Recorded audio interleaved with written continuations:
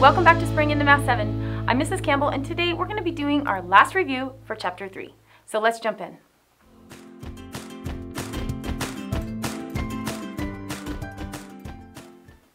So we spent a lot of time talking about inequalities. Let's quickly review what we've learned about them.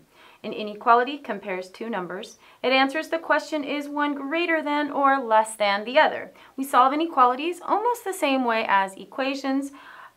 Usually the answer is a set of answers or values instead of just one answer. And here are the symbols that we use when we're working with inequalities.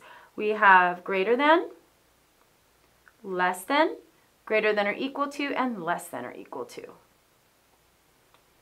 All right, and let's also review what we've learned about graphing inequalities. Mostly I wanted to focus on circles. An open circle means that the value, the x, the variable, cannot equal, it's not part of the solution. So in this inequality, x is greater than 3, we're going to use an open circle because x cannot equal 3. But in this inequality, x is less than or equal to 4, we're going to use a closed circle because x can equal 4, or 4 is part of the solution. All right, you try. Let's see if you can graph the following inequalities. X is less than or equal to, x is less than negative 3, and also try to graph x is greater than or equal to 6. Good luck. All right, everyone, welcome back. How did you do? Let's look at how we would graph x is less than negative 3. If x is less than negative 3 cannot be part of the solution, so we'll use an open circle. X is greater than or equal to 6.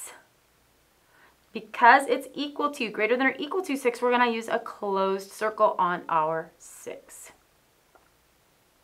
All right, let's look at solving inequalities. We're going to review solving inequalities using addition and subtraction. In this one, x minus 3 is less than 10. We're simply going to add 3 to both sides of the inequality, and we get x is less than 13. We are going to use an open circle because 13 is not part of the solution, and we graph. Let's try this one. X plus 8 is less than or equal to negative 7. We're going to subtract 8 from both sides of the inequality. We get x is less than or equal to negative 15. Now this time we're going to use a closed circle because negative 15 is part of the solution. Let's also talk about solving inequalities using multiplication and division. If we have 4x is less than 24, we're going to do the opposite of multiplication, which is division, so we're going to divide both sides by 4.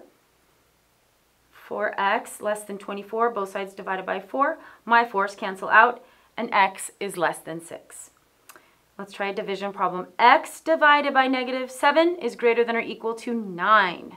I'm going to multiply both sides by negative 7. I've written negative 7 as negative 7 over 1. My negative 7's cancel out. And I have x is greater than or equal to 9 times a negative 7. Okay, now really important to remember, when you are multiplying or dividing with a negative number, you have to switch the symbol in the opposite direction. And I've done that here. I've gone from using the greater than or equal to sign to the less than or equal to sign. And now my inequality is written as x is less than or equal to negative 63. Let's review multi-step inequalities as well. Negative 15x plus 12 is less than or equal to 12. We're simply going to subtract 12 from both sides of the inequality, or what I've done, I've added a negative 12, and I get negative 15x is less than or equal to negative 24. Now I need to isolate that variable, so I'm going to divide both sides by 15. And my 15's cancel out. And I am left with x is less than or equal to negative 24 over negative 15. And once I simplify that, I get x is greater than or equal to 8 over 5. Did you pick up on that? I switched the symbol because I divided by a negative number. All right, let's try a word problem. In school, the number of girls is 50 more than twice the number of boys. If the school has at most 650 students, find the greatest number of girls that can be in the school. We're going to let X equal the number of boys in the school. So first let's write out the information that we have in word form. So we have the boys and the girls at most and their total. We said that boys was going to be X. That's our variable. That's what we don't know, one of the things that we don't know. And tells us to add 2x plus 50 because there's 2 times the amount of boys plus 50 at most. So we use the less than or equal to sign, total 650. And now we have our inequality written out for us. X plus 2x plus 50 is less than or equal to 650. First thing I did was I combined like terms. So I took this x and 2x and turned them into 3x. So now I have 3x plus 50 is less than or equal to 650. I'm going to subtract both sides of the inequality by 50, and I get 3x is less than or equal to 600. I need to divide both sides by 3. My 3's cancel out, and now I have x is less than or equal to 200.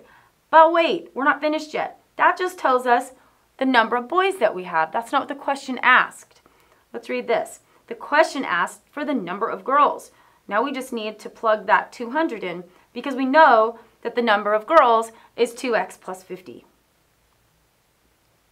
So if we know that the number of girls is 2x plus 50, and we know that x equals 200, we just have to plug that 200 in. So 2x plus 50, that would mean 2 times 200 plus 50. 2 times 200 is 400 plus 50. 400 plus 50 is 450. There are 450 girls in this school. All right, everyone, that just about wraps up this review. Thanks so much for joining us, and we'll see you next time.